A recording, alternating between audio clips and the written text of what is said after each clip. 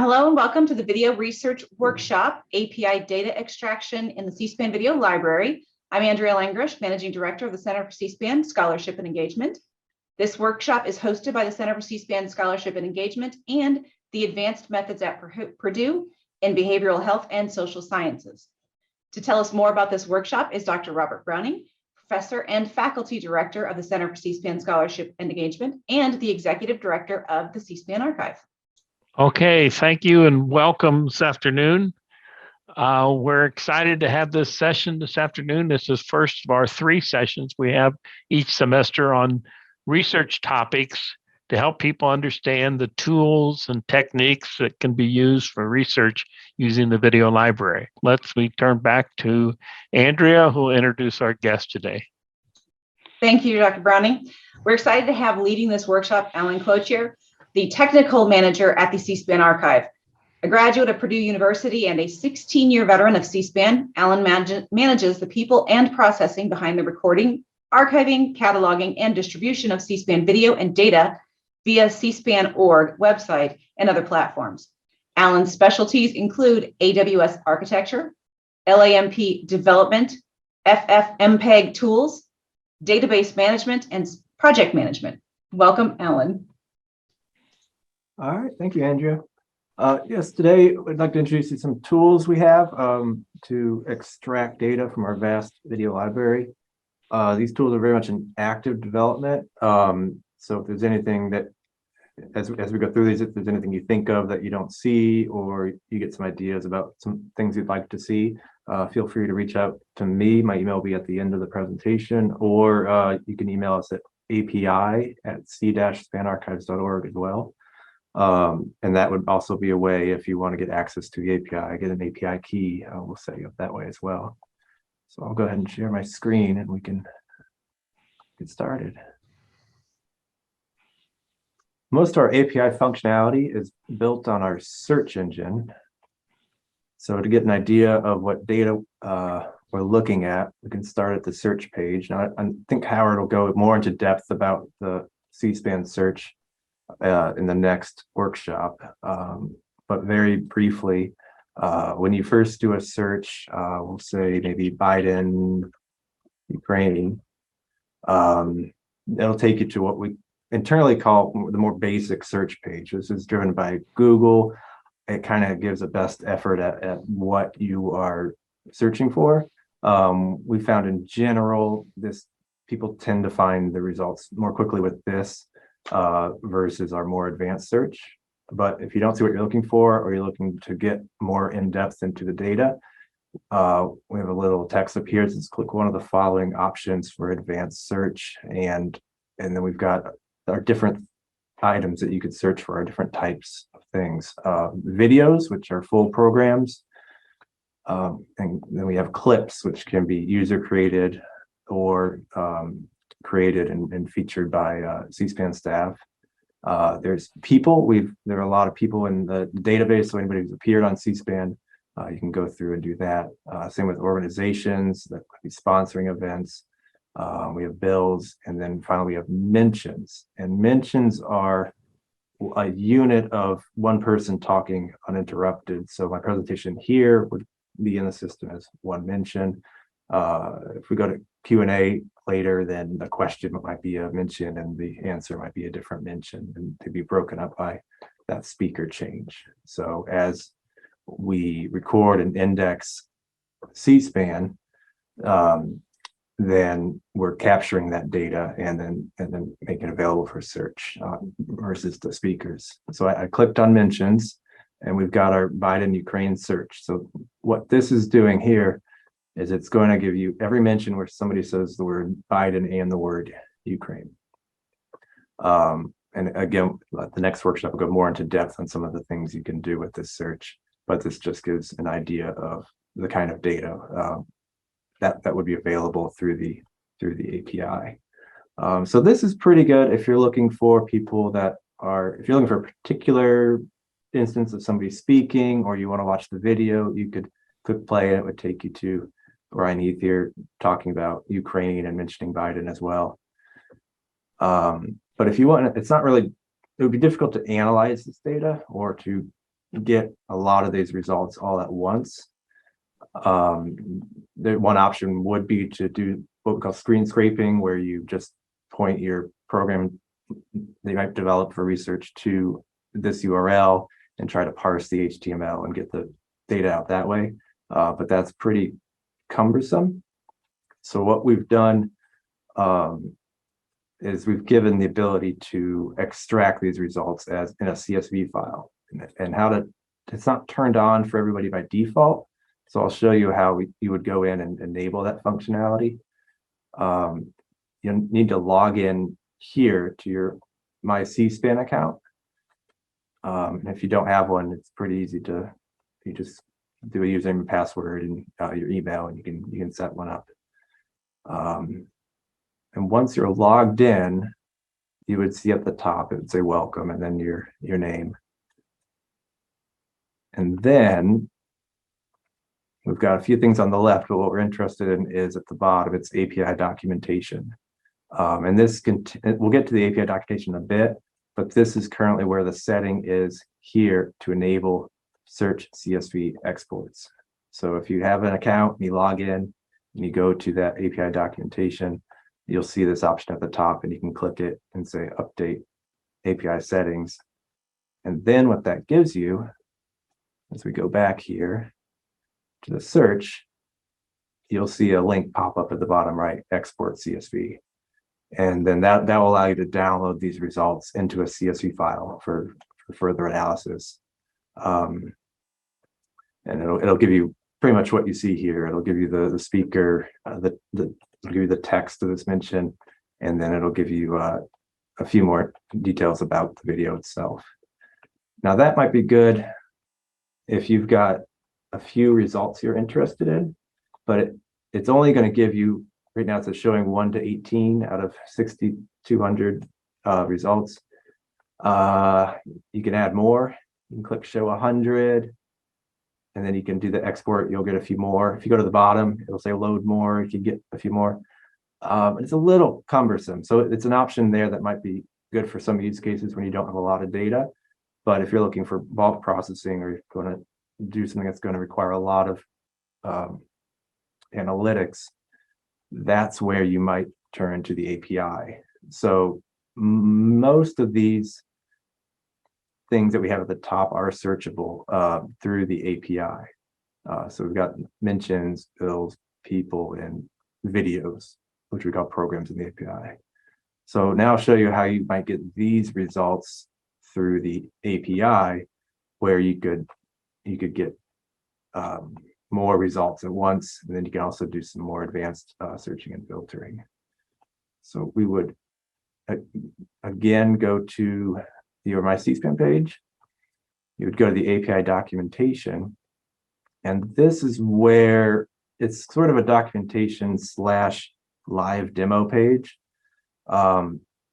It lists all the current available endpoints the API has for accessing. It also lists the parameters you can pass, and it even lets you test the functions here, and I'll show you the results. Now the API it has a HTTP endpoint. So your whatever programming language you're using, R or Python, you would point your script to pull data from the link that would show up here, and you can use these tools to help build your URL that you would use, and then you could parse the data. Currently, even though we have CSV export from the search, the API will return JSON. But most programming languages have functionality that can easily parse that. And at the top, we do have a little note that says email API at CSPAN Archives for an API key and access instructions. So if you reach out to us, maybe give us a little idea of your use case, we'll send you back an API key and give you further help on getting in. So let's look at that mention that we did in the search as an example of how this might work. So we can scroll down to mentions, or you can click here, it'll take you right there. So on the back end, this is hitting the same search engine that our public web page does. So this just provides an easier way for a script to automate pulling in that data. We list the parameters here. Query is the one that's more of a wild card query. It'll kind of search pretty much any field and try to give you good results to match it. You can get a bit more specific by giving it the ID of a person if you want to give results spoken by that person. You can also pass in a single date or a date range to start to narrow down the data you're interested in. And we also provide a filter on the video type, whether you're looking for mentions from speeches or debates or anything like that. So let's try the Biden Ukraine. As we type, you can see in the gray box here as it's updating to show the updated URL that your program would access to do this search. So the URL parameters that are listed here are filled in. So we got the query equals Biden Ukraine, and then right now the rest is all blank. And then if we do a test, it'll reach in, it'll give us the same results, possibly in a slightly different order, but in general, give you the same results as on the public facing web page. 6,270 results. This gives you the ID of the next page for pagination, and then it gives you the results. And again, it's going to give you the same data that you would get on the search page. It gives you the full text of the mention if you want to analyze that. It gives you a link to the page on our website, as well as the length and ID on the speaker. So here's the Ryan Heath mention we saw on the page. It gives you his internal ID if you want to use that for further lookups, and so on. Now, if we were more interested in saying, well, what about the president speaking about Ukraine, mentioning the word Ukraine, then we would put in his person ID in this field. And there's a couple ways to do that. You can get that through the public search, then you could go to his user page, his person page, and in the URL, you'll see his ID. But since we have a person API endpoint as well, or people, we can actually query for that right here. So if we do the same thing that we did above, where we're using this tool, we pass in Joe for first, Biden for last. It's going to give you the URL if you want, your programming language to do it, but it also gives you the results that you would get in your program. And then from here, we can get the idea that, okay, his ID is 34. So we can take that. So we're taking Joe Biden's person ID, his internal ID, so that we can use it in the mention search. So then instead of search for people saying Biden, we're actually going to get the president saying Ukraine. So there we go. We get 27 mentions. So that's 27 speeches that we have in our system where we've recorded, we've identified Joe Biden as the speaker, and we've identified either through the captioning, or I believe as we scroll down, we might see even some transcripts data. So there might be some White House events where we've actually linked the transcript to the video. And so it's a slight improvement over the captioning. You would actually recognize that he was talking about Ukraine in the transcript as well. So hopefully that gives you a few ideas of how that might be used. We do have we have a newer way of doing the searching. And so far we've only rolled it out for searching full programs. So I'll show you that. It's simpler. So we've kind of migrated to this approach. And if you are interested, we can also implement that for our other endpoints like mentions. So it's simpler. You're just passing in the query and it doesn't have the other fields. But you'll see in the description, it says, refer to the query parser syntax and And this will tell you, this is a bit more like a library system where you can do more complicated queries. It's the real benefit here. And then this will give you all the rules for doing the more complex Boolean searches, wildcards, fuzzy matching. You can do your own weighting. And this is kind of the first time where the API is getting ahead of the website a bit, because you can really craft this to really narrow down any custom search you might want. So on this one, it's pretty much the same thing. We could do Biden Ukraine, and here we're doing full programs, so we're not going to zoom in on his speech. Rather, this would give you full programs where these words are mentioned in the title or the description, if you're interested in analyzing that data. And you can also still zoom in on programs where, if you really just want Biden appearing, or if you're looking for a particular category or format, you can still do the same thing you did above. You can just do everything in this query window. So we could still say person ID 34 if we want to get just the programs with Biden appearing about Ukraine, and then it'll do that for you.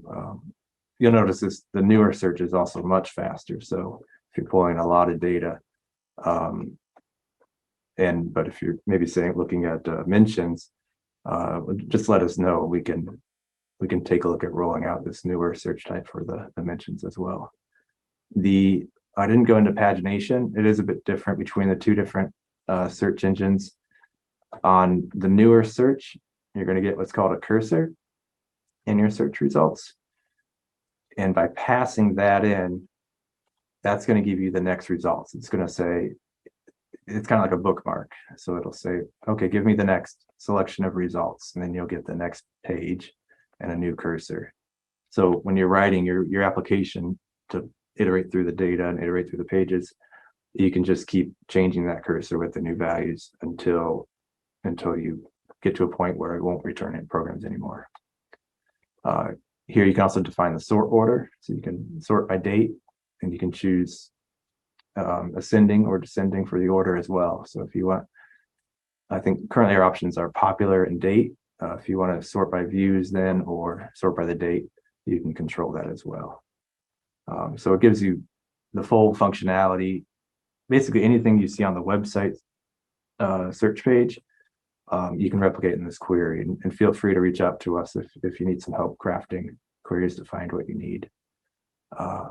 Going back to the mention search real quick, because I had missed this, the pagination here works in a similar way, but you're just going to put in the next page number. So page 2, page 3, and that along with your limit is what will help you find the right next page, I think. So the cursor makes things a little simpler because it doesn't matter how many results it's returning. It's always going to start at the right place.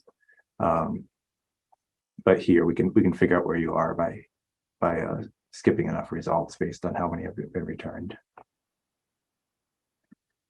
So I had an example of pulling in this API through the command line, although I realized it really just does this. So I think the main thing that you might need help with, and you can reach out again to us about it, is passing in the API key that we'll give you. Because the one thing I would show is saying, even though this is a URL endpoint, if you just try to go to it in a browser, it's going to say forbidden, no access. So you would need to do pass in a call in Python or R or whatever you're using that includes it's called a XAPI key along with the API key that we give you, and then it'll return these results, and you can process them with however you like.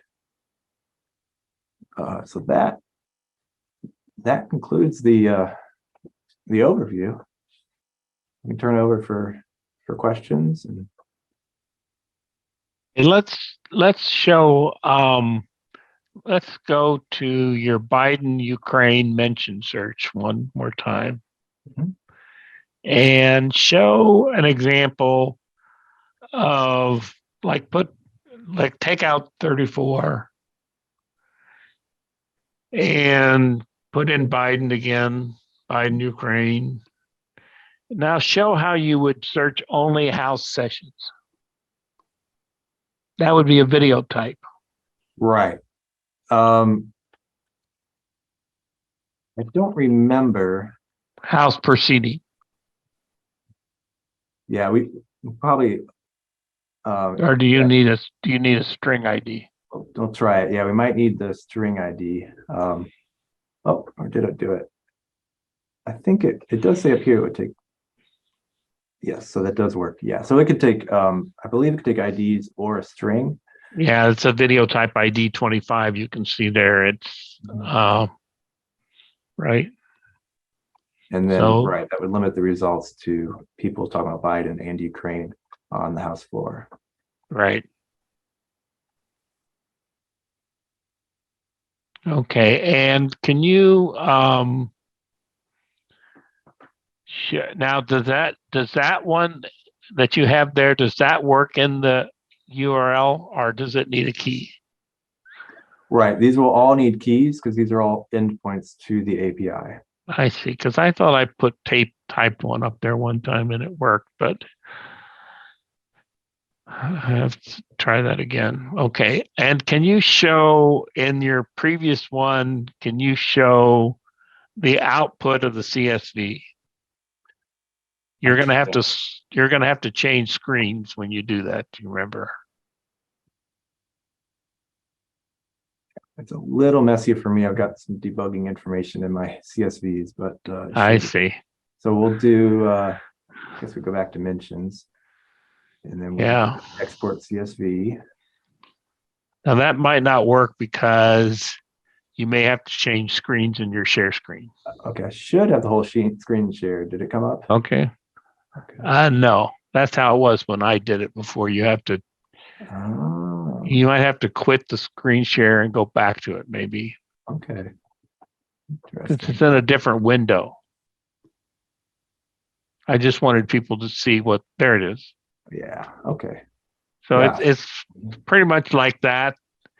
And so some of you on the call, I've had my students use this and they were able to import this directly into like LIWC or any kind of text. I can't remember when we had another text presentation last year, and this is what they did. So we put this up as an easy way to get results if you're not familiar with the more complex programming that's needed to try different things in the URL, although the URL in the API. So I just wanted to make sure people knew that this is what you get out of that result. And so you could do all the searches you could do within the video library, press the CSV button and have the output that you would have on the screen. But let me turn to the audience and see if there's any questions that people have.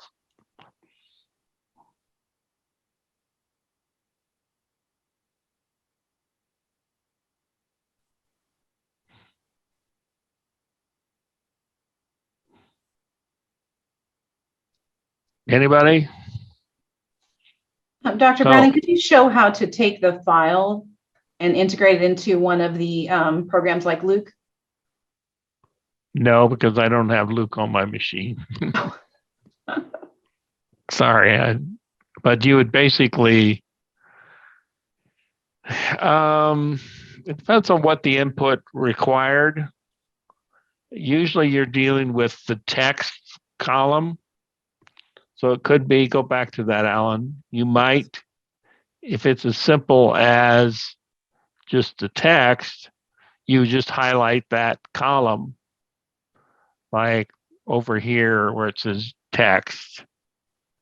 You would highlight that and paste that in as, or import that into a different file. Like just click on K. Yeah. So then that would let you copy that out into its own text file if that's all it was needed. And that's what's usually done, and then Luke would search those words and give you some kind of rating of those words. Thank you. Mm-hmm. And Alan, go talk about where the latest thing you showed is sort of a new development. So talk about what you want to do in the next year if you had time and heard from people. What are the kind of things that you see the API developing? Sure. Yeah. Interesting question. I think the newer interface we showed for programs, part of the reason is it's more powerful, it's faster, but it's also much quicker for us to develop because we're not wiring up all these separate endpoints. We just give you the ability to do it in your own in the box and do it with the Lucene programming query language. So we probably look to expand that. Now that we've got it set up for the programs, we can add pretty easily add an endpoint for the clips. We can add maybe a version 2 for the mentions, bills and peoples as well to bring those up to the newer engine. Even organizations, if people are interested in that, and do reach out to us because that letting us know what people are interested in kind of drives the prioritization of these updates as well. As long as anything with where the program search was maybe a little sparse, like so if you're saying, well, we really need more topics returned or more data about the people as well, we're welcome to adding more of that as well. Mm-hmm. I have one suggestion I saw in the mentions. It might be good to add another field to exclude unidentifieds, because we have a button for that in the search, but sometimes people don't want the unidentified persons. They want persons that have names attached to them. And I don't think we have a way in the API to exclude unidentified individuals. If you go back to the mention search a minute, you see that button at the top, include unidentified. So click on that. Yeah, let's do the search here. Yeah, good. And that gives us just people. And of course, you can also go, I could presume, over to person on this kind of search. If there was just one person you wanted to see, you could do that. Mm-hmm. No, I don't mean there. Back your mentions. Click on the person. Oh, the faceting, right. So you can see different people. That's not the most efficient way to do it. The most efficient way is to go in on Mitch McConnell first, like he did with Biden in the API. Other questions? Trying to think if there's anything else. Just go back to your API again. Mm-hmm.